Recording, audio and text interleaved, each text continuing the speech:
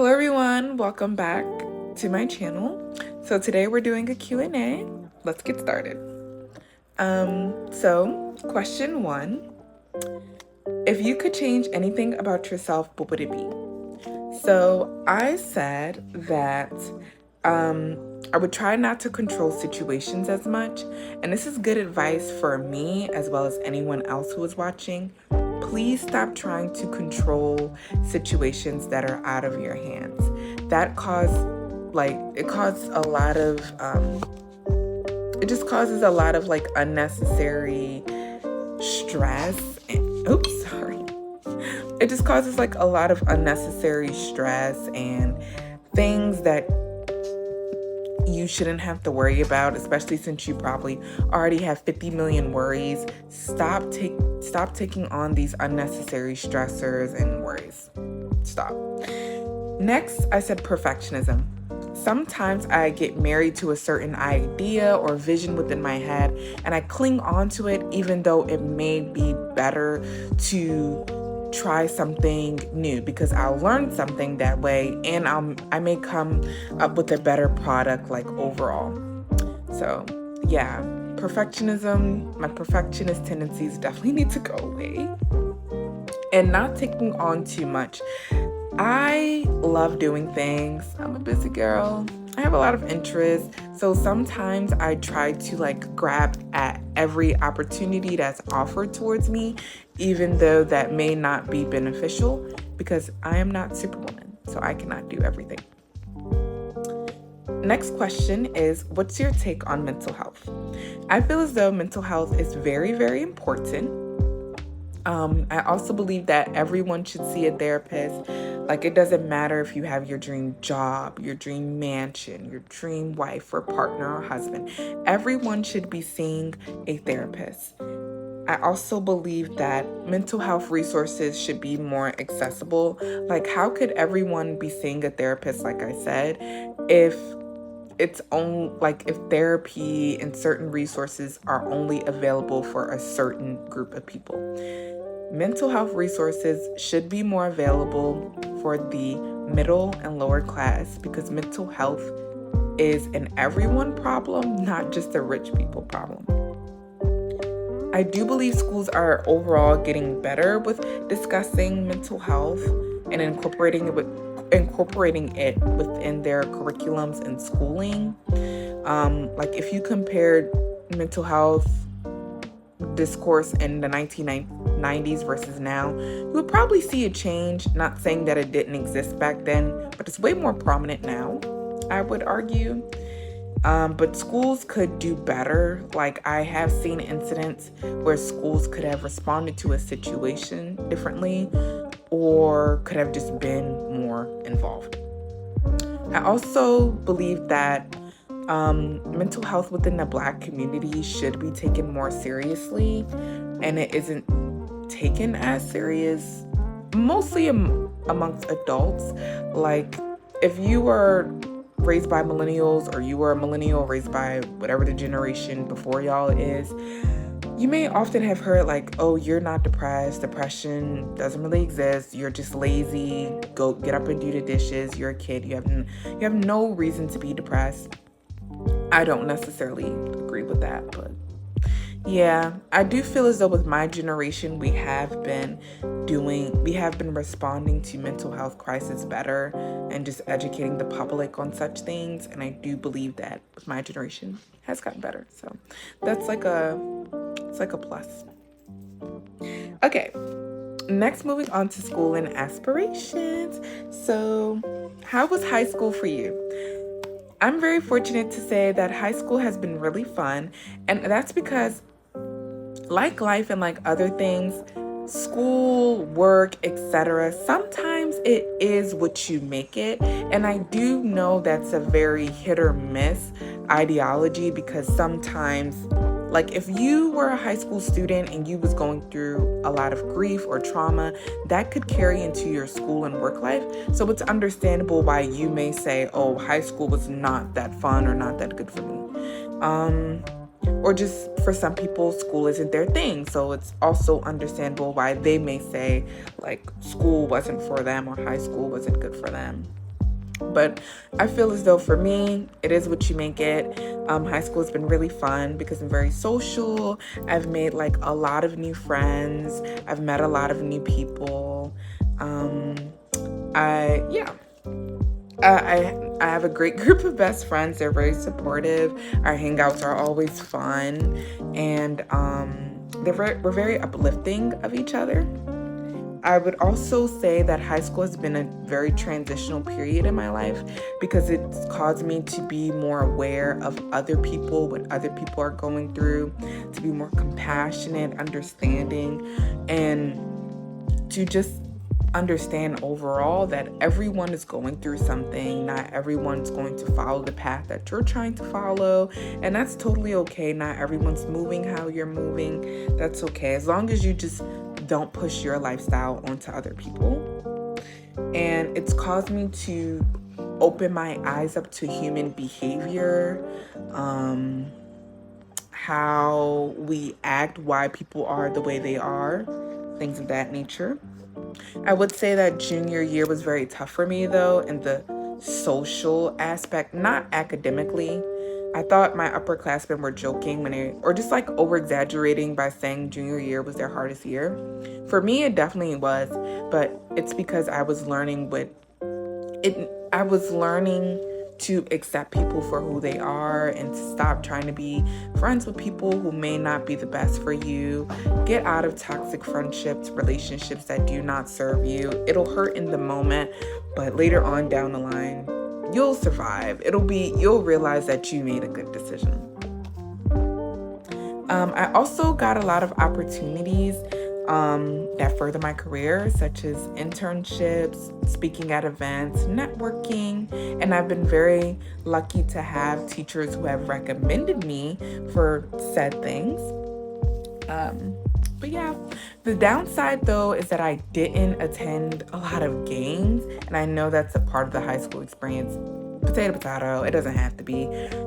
I did want to do that because I have a lot of school spirit and I like supporting, but I didn't have the chance to because my school doesn't offer some of those things. But when I go to college, trust me, I will be in the stands. Next is, what do you plan to major in? So I either want to major in social media management or marketing and minor in film, or just go like completely out and just like major in film. So someone asked, how did you get into filmmaking? So I really love movies. Technical difficulties. I really love movies. I always have, I always like will. What else? I really love movies. I feel as though they're very impactful and influential when it comes to style, slang, how we view the world, representing ideologies. I really love writing, and I hope to become a screenwriter and or a director. And my favorite director is Spike Lee. I love his movies School Days and BlacKkKlansman. Mwah, chef's kiss. Please watch those if you haven't already. Spike Lee has really inspired me to get into the film industry, to embrace like ideas that I wish to showcase and portray. I really want to show people that there's beauty within like the mundane, and to get different like sexualities, religions, cultures, and races a chance at being in the limelight. I feel as though everyone should have a fair shot at being in the limelight. And yeah. Okay, next, moving on to favorites and influences. Someone asks, what is your favorite show? What are your favorite shows? So first, The Office. I love The Office like so much. Like, it's funny, it's lighthearted, it's engaging, the storyline, the plots are all there. But I recommend it to everyone because it's my favorite show and I love the show. But I realize everyone isn't going to like dry, awkward, cringy sense of humor because that makes some people uncomfortable. Me, I love awkward things. I think it's funny, but that's not everyone's forte, and I guess I understand that. No, not I guess, I do understand that. Same thing for Abbott Elementary, but I do appreciate that Abbott Elementary is way more diverse than what The Office was. Next, we have Daria. I feel as though it's very hilarious, relatable, and it paints high school in a funny way. It takes on like the typical tropes, like dumb blonde dates like hot dumb blonde cheerleader dates hot quarterback, but it's a product of its time, not excusing it, but I do still love it, and I feel like it's still a great watch. Next we have Clone High. Daria and Clone High are from the same area of MTV. It has like great history jokes. I used to be a big history buff and nerd in elementary school, still kind of am. I feel as though it's really funny, and it has an interesting take on like if a lot of prominent historical characters, these are like a lot of prominent historical people went to high school together. I feel like that's an interesting take on things, and I never would have thought of that as like a TV show, but it is. And last but not least, Monster. Guys, just work with me. Last but not least, Monster High. Monster High has great fashion, diversity, storyline. It has everything. Like, it's literally everything. I never will like the new Monster High. Didn't like the new movie. Didn't like the new animated show. No. I like the Monster High that I was raised on, like from the 2000s to 2010s. That's my Monster High. And that's the Monster High that I always love. Monster High, we miss you. Next, what's your favorite hobby and why?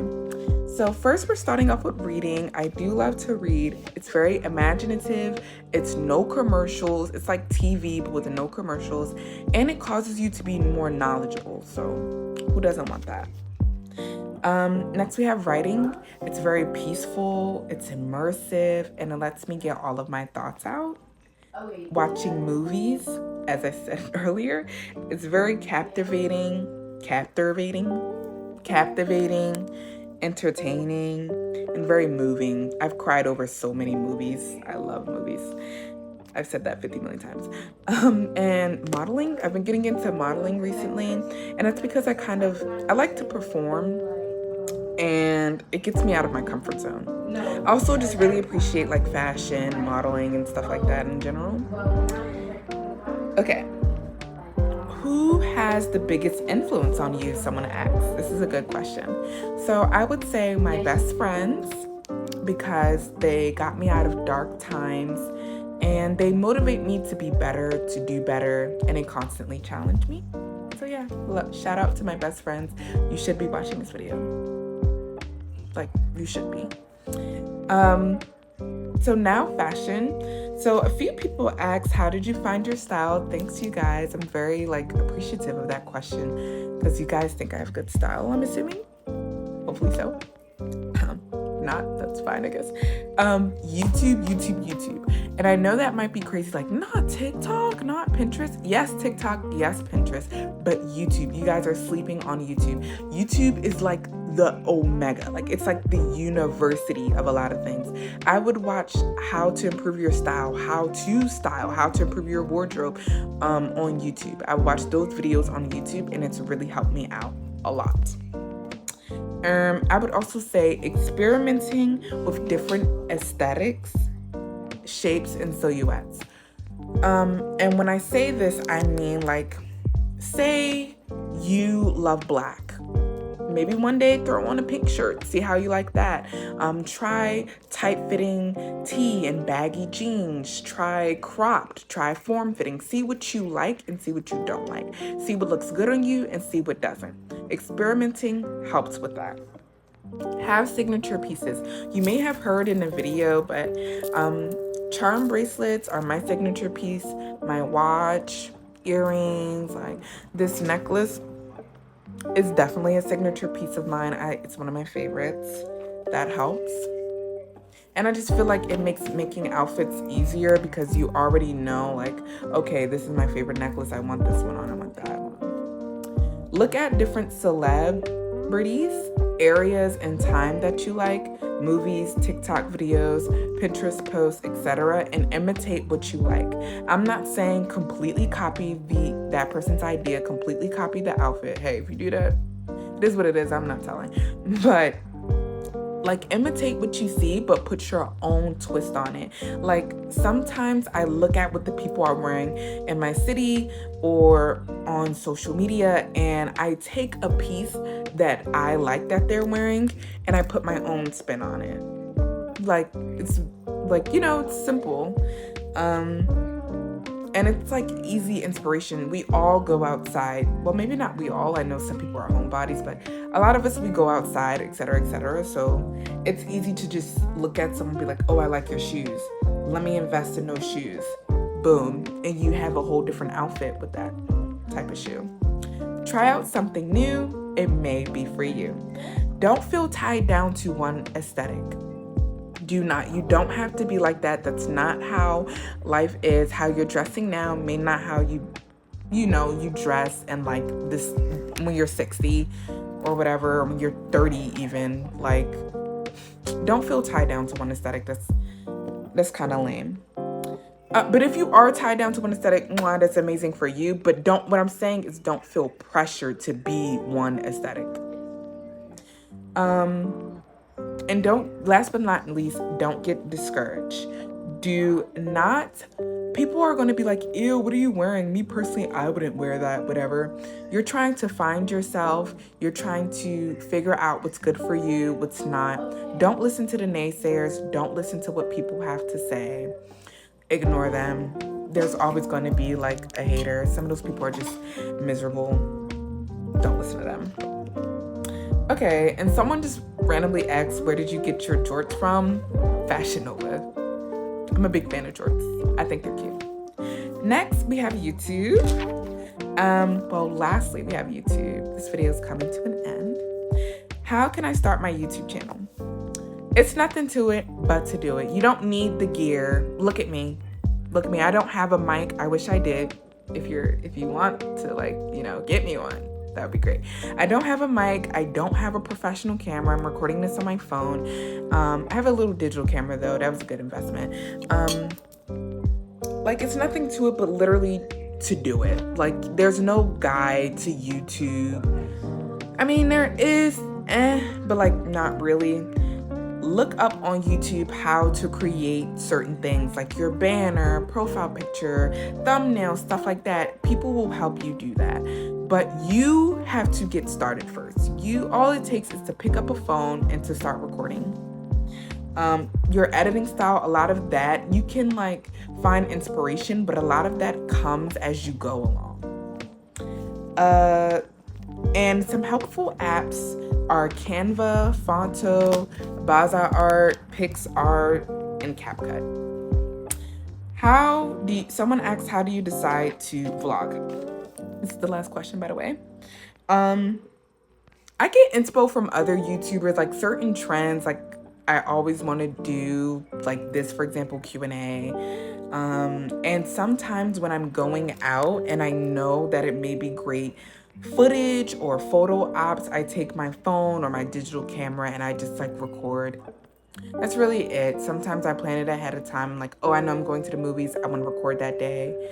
Sometimes it's just me getting inspiration from others, or sometimes it's just what do I want to contribute to YouTube that may not exist already. So yeah, that concludes my Q&A. Thanks for staying this long and listening to me yap for ever. I love to talk, if you haven't noticed. Thanks for watching. Have a good day or night. Bye.